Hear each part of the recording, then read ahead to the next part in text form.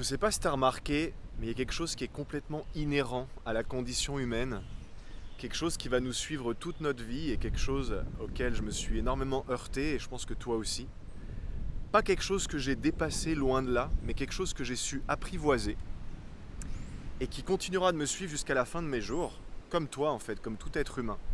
Parce qu'encore une fois, c'est inhérent à la condition humaine, et bien c'est cette sensation de toujours vouloir plus, cette observation, que ce soit chez soi-même, à condition qu'on ait suffisamment de lucidité, et aussi bien sûr plus facile chez les autres, un doigt pointé, trois doigts vers soi, comme d'habitude. En fait, c'est jamais assez, tu vois. Et il y a des gens qui en souffrent terriblement, et j'en ai moi-même énormément souffert à une époque, tu vois, c'était jamais assez. Tu gagnes 10 000 € par mois, bah non, c'est pas assez, il faut gagner 15 000, puis 20 000, puis etc. Puis c'est jamais assez, puis tu te tues au boulot, tu travailles de plus en plus et en fait tu deviens de plus en plus con, tu deviens de plus en plus vide, tu deviens de plus en plus aigri au point de te prendre la tête avec les gens qui t'ont tout donné, les gens qui t'aiment le plus, par exemple ta famille, etc. ou ton amoureux, ton amoureuse, tu vois, bref.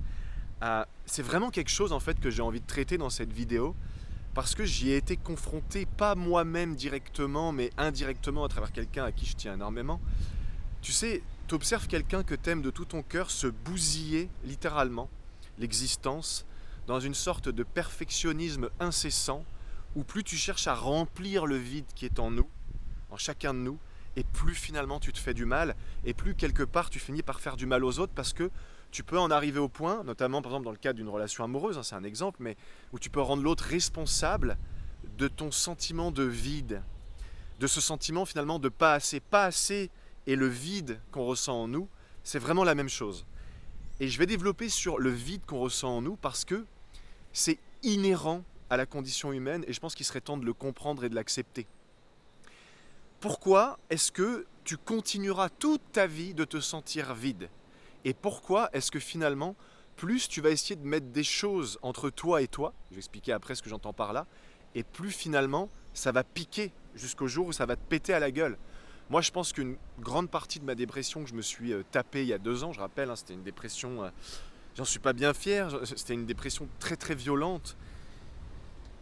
Et en fait, je pense que c'était grandement lié au fait que je passais mon temps à essayer de combler, de compenser ce vide entre moi et ma partie, ma nature, disons, beaucoup plus haute, beaucoup plus divine, beaucoup plus spirituelle, beaucoup plus mystique, etc. Donc dit autrement, lorsqu'on s'incarne sur Terre, c'est pas moi qui l'invente, on va pas refaire la Bible, le Coran et la Torah, il y a ce qu'on appelle la séparation. Alors, selon les croyances, selon, voilà, tu vois, on viendrait d'une source qu'on peut appeler Dieu, qu'on peut appeler la source de tout ce qui est, etc., le divin, bref, je pense que tout ça tu connais. Et quand tu t'incarnes donc dans la matière sur Terre, il y a séparation parce que tu passes d'un état non physique, absolu, illimité, à quelque chose de physique, qui n'est plus absolu, qui est du coup plutôt relatif, et qui en plus de ça est limité, tu vois. Je suis limité dans le sens où déjà j'ai un corps, j'ai un véhicule, donc je suis pas ce véhicule, mais je suis quand même ce véhicule, tu vois ce que je veux dire? C'est pas genre je peux sortir de mon corps et décider d'emprunter le corps de quelqu'un d'autre, non ça marche pas comme ça. Donc tu vois, l'incarnation, je pense que c'est une souffrance énorme. J'ai jamais vu un bébé qui arrive sur Terre, qui sort du ventre de sa mère, trop bien. Non, c'est plutôt... Tu vois ce que je veux dire? Bon, tu t'en rappelles peut-être pas, mais tu peux aller voir les bébés à la maternité, je peux t'assurer que c'est comme ça que ça se passe. Juste, petite pause, les amis, si tu aimes ce paysage, ben pense à t'abonner parce que tu vas en voir d'autres prochainement. Il n'est pas sûr que je reste si longtemps que ça au Brésil, mais tu auras plein de beaux paysages comme d'habitude, etc. Bon, pourquoi du coup est-ce qu'on se sent vide? Ben, à cause de ce sentiment de séparation qui est la séparation ultime, tu vois. Également Oedipe, alors c'est très lié à ce que j'ai dit précédemment, mais tu vois, ton premier amour, en gros, c'est tes parents. Si t'es un homme, c'est notamment ta mère. Si t'es une femme, t'es en Oedipe sur les deux, sur ton père et sur ta mère.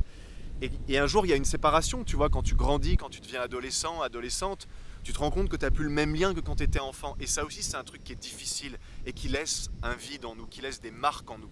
Alors encore plus si tu as eu des séparations dans ta famille, des deuils que tu as malheureusement perdu un de tes parents, voire tes deux parents, bah ouais, forcément, ça peut amplifier ce vide. Mais en gros, ce que je veux dire, c'est qu'il n'y a aucune manière de combler ça. Tu peux avoir toutes les femmes du monde, tous les hommes du monde.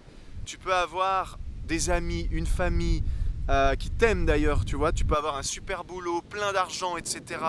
Il n'y a qu'à voir les célébrités. Les célébrités, ils sont au top de l'échelle, on pourrait dire de l'échelle sociétale. Ils ont le pouvoir, la célébrité, l'argent. Ils ont tout ce qu'ils veulent. Ils peuvent claquer des doigts et avoir un chef cuisinier qui leur fait un délicieux plat dans la minute qui suit. Tu vois. Ils ont vraiment, littéralement tout. Et souvent, ce sont ces gens-là qui se sont paradoxalement le plus vides, le plus cassés, le plus... Il n'y a qu'à regarder la tronche des gens à Hollywood. Derrière tous ces faux sourires et ces faux semblants, se cache un gros mal-être, tu vois. Et en ce moment, c'est d'ailleurs en train d'éclater, n'est-ce pas, Monsieur P. Diddy et tous les autres. Bref. Mais voilà, il y a Jim Carrey qui s'est tapé une dépression. Ah, j'adore cet acteur pourtant. Robin Williams qui s'est suicidé, Marilyn Monroe, on le dit pas vraiment, mais si tu comprends bien entre les lignes, elle s'est suicidée aussi parce qu'elle avait une telle pression, tu vois. Et donc, comme dirait un certain Jésus-Christ, heureux les simples d'esprit, et heureux les simples d'esprit, ça veut pas dire d'être bête, ça veut simplement dire que le plus tu t'attaches aux choses matérielles, faire et avoir notamment, c'est ce que disait Bouddha. Comment dire, la vie est souffrance, disait Bouddha. Et au début, je me suis dit, mais attends, mais si la vie est souffrance, pourquoi on vient sur Terre? Je veux dire, ça n'a aucun sens, tu vois. Mais en fait, la vie est souffrance dans le sens quand on s'attache à la forme, quand on s'attache au faire, à plus de faire, toujours de plus, et toujours plus d'avoir. C'est ça qui devient souffrance. C'est ça qui transforme la vie en souffrance. C'est ça qui peut transformer un couple incroyable, avec une histoire incroyable, avec, tu vois, vraiment une connexion de malade, où tu peux en arriver au point où tu en as un ou les deux qui se mettent à se taper sur la gueule, à se détester et à accuser l'autre d'être la source de tous ses problèmes et, comment dire, et de ne plus être capable de remplir la fonction qui est géniale au début dans tous les couples, c'est de remplir le vide de l'autre, tu vois. Et on peut remplir le vide de bien des manières, que ce soit par des addictions, que ce soit les jeux vidéo, la bouffe, les casinos, les jeux d'argent, l'alcool, la drogue, etc. Le sexe, la validation. Les réseaux sociaux, pour moi, sont une forme d'addiction moderne. Quand tu réfléchis, en fait, pourquoi tu postes des stories? Pourquoi? Que ce soit de... Là, tu vois, je suis sur une magnifique plage. Pourquoi j'ai besoin de mettre des stories? Pourquoi je peux pas garder ça pour moi? Si j'ai envie de partager des photos avec ma famille, ce que je fais, moi, avec mes parents, bah, je leur envoie des photos directes à eux. Pourquoi j'ai besoin que tout le monde soit au courant et qu'ensuite j'aille consulter, tu sais, tout en bas à gauche de ta story Insta, combien de personnes ont liké et tu regardes qui a liké tes stories? C'est pour remplir un putain de vide. Et les réseaux sociaux ont parfaitement compris ça. C'est un outil qui permet de remplir notre vide à coups de filtres, à coups de photos, à coups de machin, à coups de regarder ma vie comme elle est géniale. Mais si ta vie est si géniale, t'as pas besoin de le dire au monde entier, de la même façon que, comme on dit, si t'es riche, t'as pas besoin de dire que t'es riche. Les gens riches n'ont pas besoin de dire qu'ils sont riches, tu vois. Les gens heureux n'ont pas besoin de crier sur tous les toits à quel point ils sont heureux. Non, t'es heureux, point, tu vois. Donc, voilà.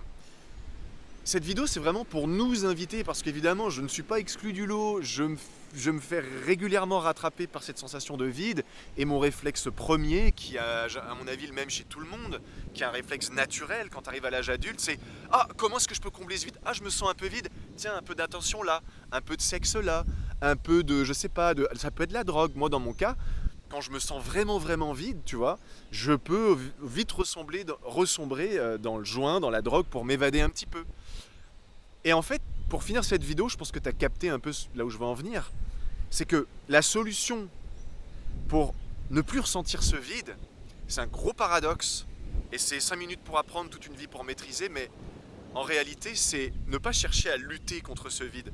En fait, plus tu cherches à mettre des choses, du faire et de l'avoir, notamment entre ce que tu es là, incarné, et ce que tu es dans l'absolu, imagine qu'il y a un tunnel entre toi et toi. Le plus tu essayes de mettre des choses entre toi et toi, le plus tu vas créer de l'interférence. Le plus l'énergie qui est censée circuler, elle va être bloquée par tout un tas de conneries.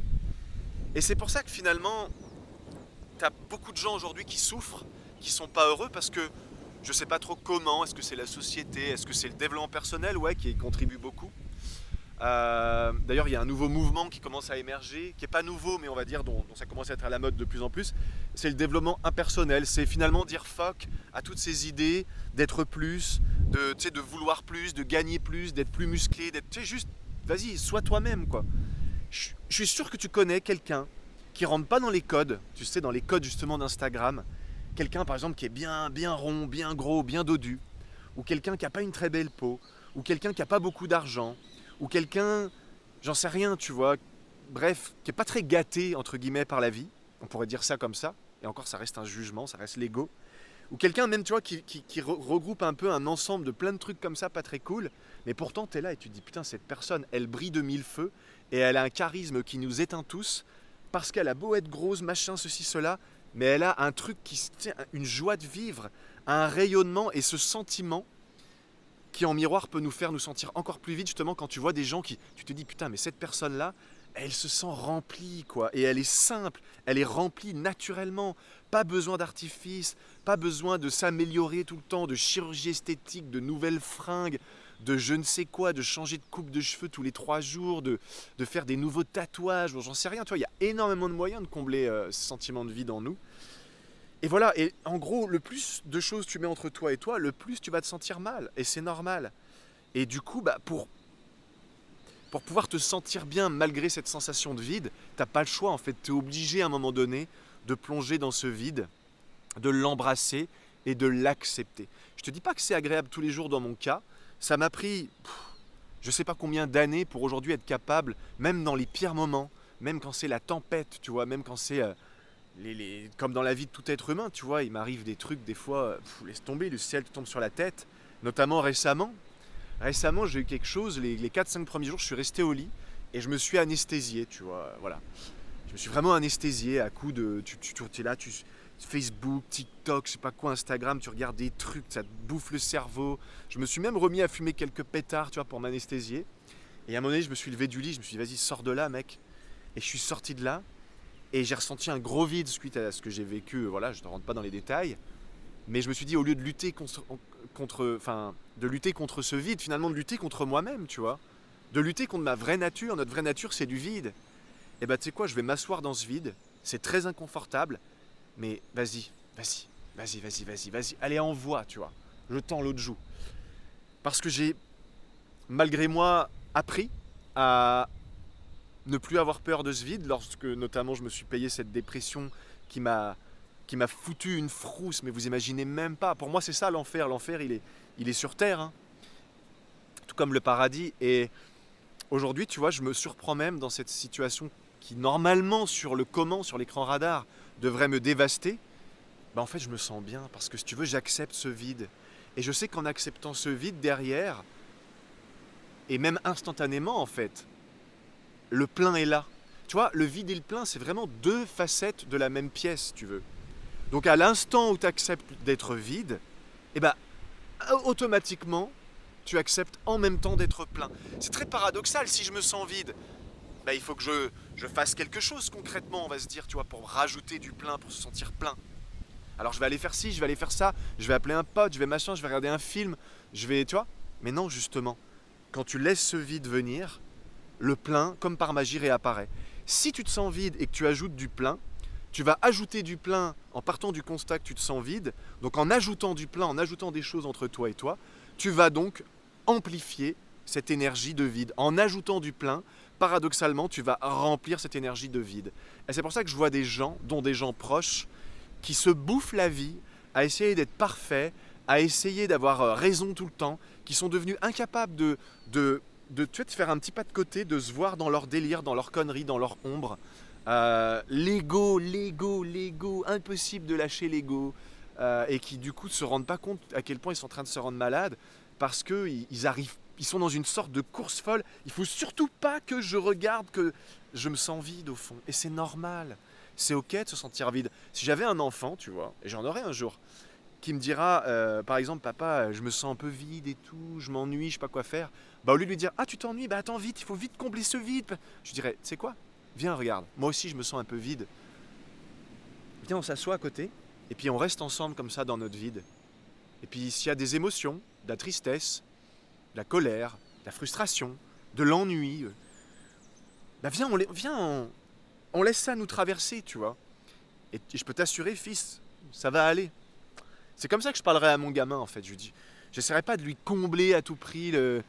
Tu vois, par exemple, un des pires trucs que tu puisses faire quand tu quittes une relation, mais c'est ce qu'on a un peu peut-être beaucoup tendance à faire, c'est tu vas te jeter dans les bras du premier con venu ou de la première conne venue pour pas ressentir l'absence de l'autre et tout. Mais si tu l'as déjà fait, je pense que tu peux savoir que limite tu te sens comme une merde après. Je sais pas, tu vois, tu sens que ça t'a rien comblé. Et en fait, c'est même pire, ça a amplifié l'absence de l'autre parce que tu essayes de remplacer quelqu'un que tu connais depuis des années avec un con que tu connais depuis une seconde, tu vois. Et qui, enfin bref, tu vois ce que je veux dire. Il y a plein d'exemples comme ça. Mais juste arrêtons de nous prendre la tête, n'ayons pas peur de nous sentir vides et on arrêtera du coup d'être, j'ai envie de dire, de s'auto-massacrer, comment dire, avec cette sensation que c'est jamais assez, tu vois. Il me faut toujours plus, toujours mieux, toujours plus, toujours mieux. Mais il y a un moment donné, on est des êtres humains, on n'est pas des fers humains, on n'est pas des avoirs humains. Et je sais qu'on est dans une société de consommation de malades. D'ailleurs, en ce moment, c'est le Black Friday. Et comme ça suffisait pas, et comme c'était pas suffisamment paradoxal avec tout ce que je viens de dire dans cette vidéo, t'as moins 60% sur tout mon catalogue jusqu'au vendredi 6 décembre. Le lien est dans la description, en premier commentaire. Et je te propose pas d'accéder à mes formations et mes programmes pour combler du vide. Au contraire, je t'apprends avec notamment par exemple mon programme de respiration, breathwork, mon programme de visualisation créatrice, réalité augmentée, ou encore mon programme de transmutation d'énergie sexuelle pour les hommes et pour les femmes. Bah, je t'apprends justement à être plus proche de toi-même et à être capable de mieux embrasser ces périodes de vide et juste à t'aimer davantage et à ne potentiellement plus avoir besoin de, tu vois, de quoi que ce soit de plus. Bref, parenthèse fermée, le lien dans la description. Les amis, j'espère que vous avez aimé cette vidéo. Je pourrais continuer comme ça longtemps. J'ai l'impression que je me répète un petit peu, mais c'est important, c'est un sujet vraiment d'actualité. Aujourd'hui, on a une explosion du taux de dépression chez les jeunes. Les jeunes, je te dis, les jeunes, c'est ceux qui ont 13-14 ans. T'es pas supposé être en dépression à 13 ou 14 ans, quoi. Je veux dire, pourquoi d'ailleurs, tu vois? T'as toute la vie devant toi, mais l'école est devenue une telle pression, on se fout tellement la pression les uns les autres. Moi, je veux plus vivre une vie avec de la pression. J'ai décidé aujourd'hui d'écarter de ma vie toute forme de pression, qu'elle soit directe ou indirecte, jacente ou sous-jacente, tu vois. Je veux plus qu'on me mette la pression pour que j'essaye d'être quelqu'un d'autre, pour coller à des attentes surréalistes qui, même une fois qu'elles seront remplies, au pluriel bien sûr, eh ben, l'autre continuera de se sentir vide et de me culpabiliser, de me responsabiliser à la fois de son bonheur et de son malheur. Non, aimons-nous les uns les autres, à la fois quand on est vide et à la fois quand on l'est plein. Voilà. Et être vide, ça ne veut pas nécessairement dire vivre comme un moine avec pas d'argent, je sais pas quoi, non. Ça veut juste dire, réaliser par exemple que, par exemple là, à l'instant T, j'ai un corps magnifique, je me suis donné les moyens pendant à peu près plus d'un an de muscu et tout, mais il y a des gens que je connais, ils ont 3 fois le volume que j'ai, et ils sont pas heureux, ils veulent toujours plus, et puis ils en viennent à se piquer aux stéroïdes et tout. Mais putain, mais en fait, moi, si je m'entraîne pas pendant même 5 jours ou des fois une semaine, je m'en bats les couilles. Je suis content, tu vois. Mais bien sûr, mon mois d'avant, il serait genre, ouais, mais c'est pas assez, il te manque un peu des pecs, tu comprends, puis ça, puis... Mais non, juste aimons-nous comme nous sommes, et aimons-nous justement dans les moments de vide, je crois que c'est ça la clé, quoi. Donc voilà, écoutez, les amis, n'hésitez pas si vous avez des questions, pensez à vous abonner, à mettre un petit pouce, ça nous aide pour les algorithmes, et évidemment à me dire dans les commentaires comment est-ce que vous vivez votre propre vide, quelles astuces peut-être vous avez trouvées pour... mieux gérer, mieux accepter votre vide. Est-ce que vous êtes d'accord avec ce que je dis, que chercher à combler ce vide, finalement, ça nous rend beaucoup plus cons, malheureux, etc., que quoi que ce soit d'autre. Et puis ouais, n'hésitez pas en vrai dans les commentaires, si vous avez envie juste de faire un petit coucou. Ça paraît bête comme ça, mais même si tu mets 3 mots en commentaire, ça nous aide de ouf pour les algorithmes. Donc si tu as aimé cette vidéo, si tu aimes globalement qui je suis, merci, et mon travail et tout ça, bah, juste un petit mot, un petit commentaire. Je sais qu'on fait pas l'effort. Moi-même, des fois, j'oublie de liker des trucs que pourtant j'ai adoré. Mais franchement, là, je viens de relancer YouTube. Ça faisait un moment que j'avais pas fait de vidéo. Je crois 1 an à peu près. Donc si vous voulez vraiment m'aider à relancer et tout, allez-y, les gars et les filles. Prenez soin de vous. Je sais que c'est difficile, ce que je viens de dire en théorie, c'est très simple à comprendre. En pratique, moi je vous dis, il faut sincèrement, j'ai dû passer par une dépression foudroyante pour aujourd'hui être capable, et encore, il y a des moments où peut-être pendant 1 heure, une journée, je vais être là, non, non, je peux pas, là, le vide est trop grand, il faut vite que je comble. Mais très rapidement aujourd'hui, je suis, allez, vas-y, ferme ta gueule David, assieds-toi, va dans ton vide, et puis ça va passer. Plus on résiste à quelque chose, plus ça persiste. Voilà, donc pensez à ça, plus vous résistez à quelque chose, plus vous nourrissez ce à quoi vous êtes en train d'essayer de tourner le dos. On ne pourra jamais se sentir éternellement plein. On peut se sentir temporairement plein quand on a une nouvelle voiture, un nouveau téléphone, un nouveau mec, une nouvelle meuf, un nouveau joujou, un nouveau gadget, je ne sais quoi. Mais tôt ou tard, l'objet qui était censé ou la personne, ou le travail, ou j'en sais rien, qui était censé remplir notre vide, ça va très vite s'estomper et on va de nouveau se ressentir vide et on va encore plus péter un plomb. Et quand il s'agit de personnes, malheureusement, on va en vouloir à mort à des gens qui pourtant nous donnent absolument tout et nous aiment de tout notre cœur. Et voilà, on voit des familles qui se déchirent, des gens qui crachent sur leur propre sang juste parce que papa, maman, vous n'arrivez plus à combler mon vide, etc. Enfin bref. Voilà. Et il y a mon ami Tommy Boy, un jeune British qui est là-bas, que j'avais rencontré au Mexique il y a à peu près 1 an de ça, qui est incroyable, avec qui on s'est retrouvé il n'y a pas très longtemps justement. C'est un être incroyable qui a jamais travaillé sur lui, s'en bat les couilles de tout ça, mais je le trouve profondément spirituel et c'est justement quelqu'un qui a vécu des trucs chauds quand même dans sa vie et qui en fait est capable de plonger énormément dans son vide de manière naturelle. Il est vraiment gentil, c'est un amour, il est super cool. Je vais attendre justement qu'il arrive, vous allez voir son accent est à couper au couteau. Tiens-toi bien, si tu parles couramment anglais, tu vas rien capter. Au départ, quand je l'ai rencontré, il fallait que je lui fasse répéter pendant 12 000 fois. Regardez, the legend is right here. Tommy Boy from Liverpool. He's about to fall. Jump? Can you please jump for the video? No. Ok, c'est l'heure de couper. Ciao, à la prochaine. Et le lien est en description pour les moins 60% du Black Friday. Ciao, ciao.